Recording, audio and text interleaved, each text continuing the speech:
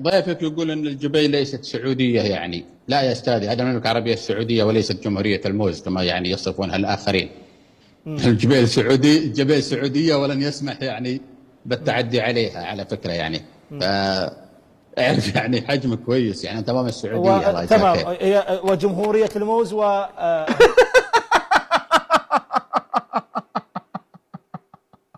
جلد وجلد.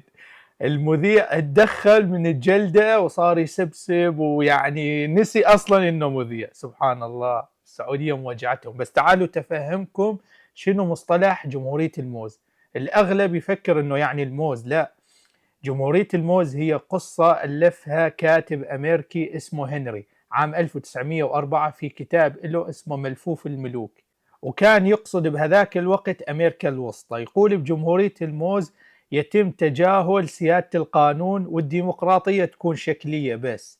فاستعملوا بهذاك الوقت هذا، أو من هذاك الوقت إلى الآن، هذا المصطلح لأي دولة خربانة، يعني أي دولة بها فساد وتلاعب بالانتخابات. فيعني جمهورية الموز مو محصورة يعني بالموز، وإنما لأي دولة فاشلة سياسيا.